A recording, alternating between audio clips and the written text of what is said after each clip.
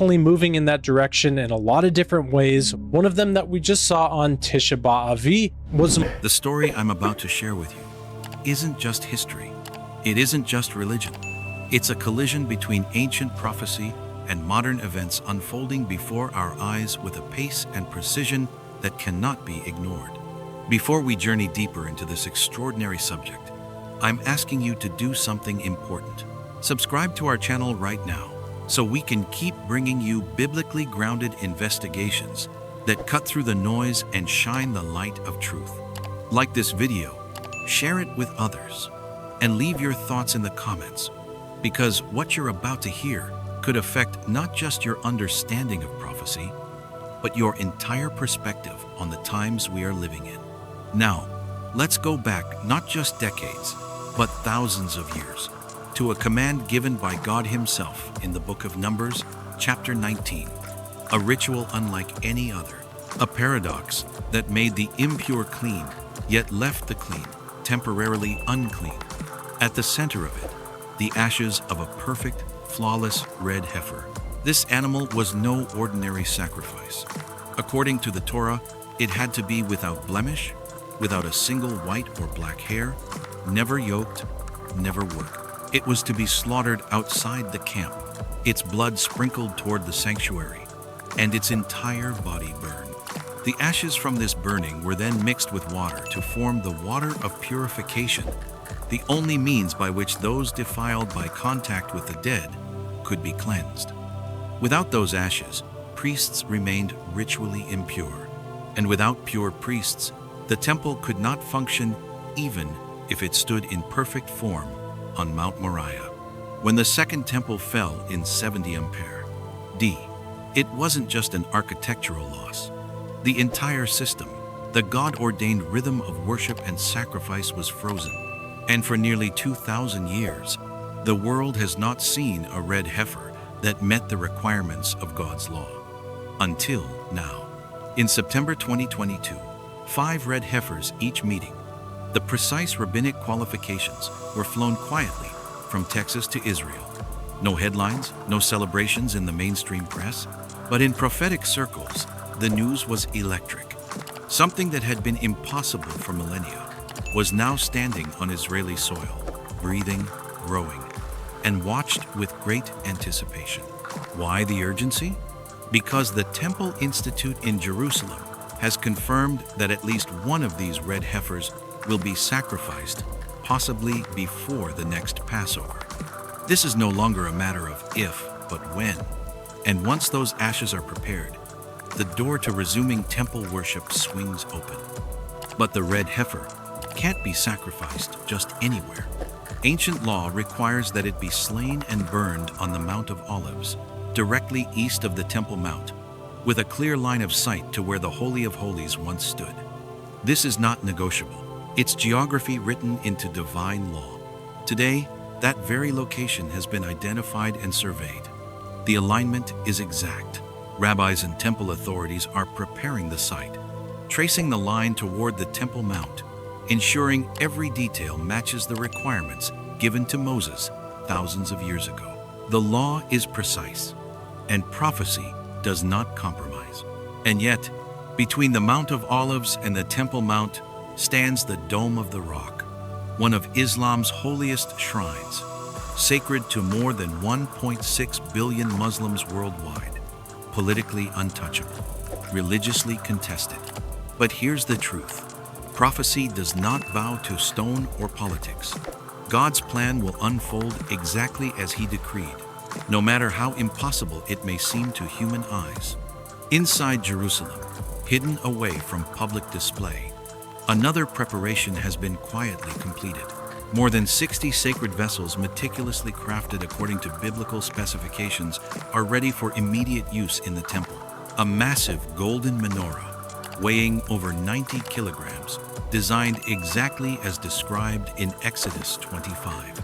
Silver trumpets, tuned to the same notes that once called Israel to worship. The high priest's breastplate, adorned with 12 precious stones, each engraved with the name of an Israelite tribe. Every item is fully functional, fully consecrated, and awaiting only one thing: the temple itself. And the vessels are not the only things ready. A new generation of priests, direct descendants of Aaron, confirmed through DNA testing, have been trained in the precise procedures of temple service. These men have studied the ancient texts, rehearsed the sacrifices, memorized the rituals. They know the weight of the incense, the exact way to sprinkle blood, the proper handling of sacred instruments. They are not reenactors. They are priests in waiting, preparing for a moment that will shake the spiritual foundation of the world.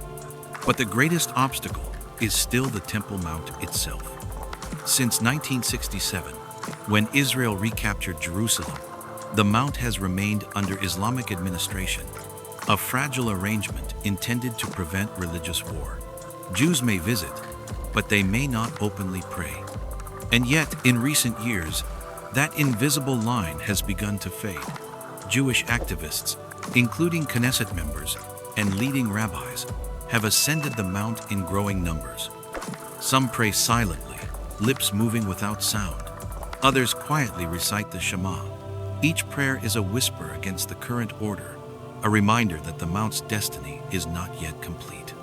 Behind the scenes, architects have drawn up full blueprints for the third temple, not symbolic sketches, but detailed engineering plans, complete with structural measurements, water systems, and security features. Full-scale models have been constructed to rehearse the movement of priests and worshippers. Every detail is ready. The only missing piece is the go-ahead to build. And when that moment comes, whether through war, political agreement, or a sudden prophetic shift, construction could begin immediately. But prophecy warns us of a sobering reality. The temple that will rise in Jerusalem will not remain a pure house of God. The Bible tells us in Daniel 2 Thessalonians, and the words of Jesus himself, that this temple will be desecrated, the Antichrist will enter it, declare himself to be God, and commit the abomination of desolation. This event will trigger the final countdown, 1,260 days, until the return of Jesus Christ. Make no mistake, the preparations for the temple are not just religious. They are prophetic. They are a signpost that we are entering the closing chapters of history as we know it. Even now, unusual events seem to swirl around these efforts.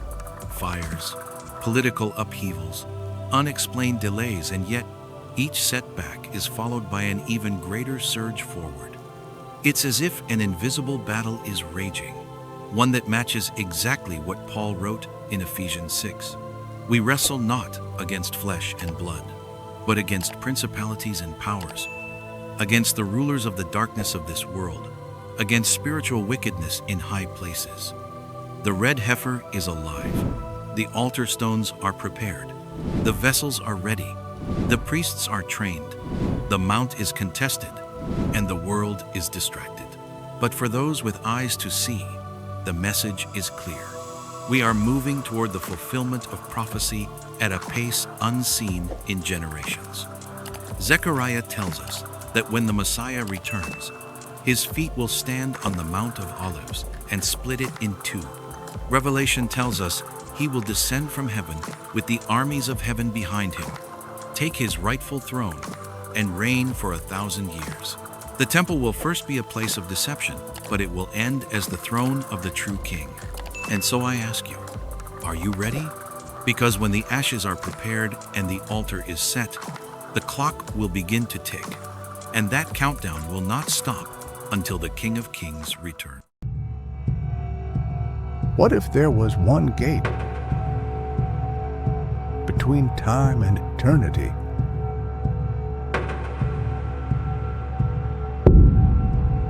In the heart of Jerusalem, a gate remained sealed,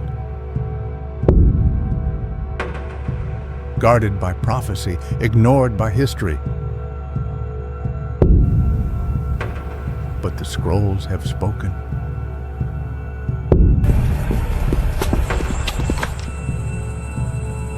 And the earth groans under the weight of its choices. You are not here by accident.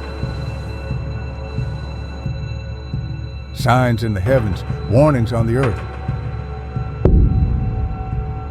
Many paths, but only one gate shows mercy.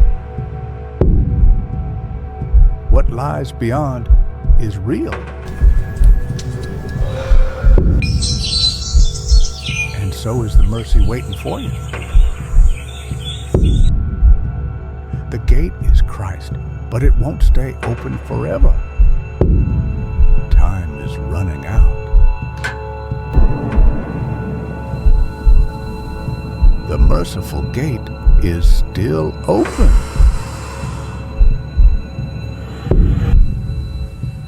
Will you enter or walk away forever?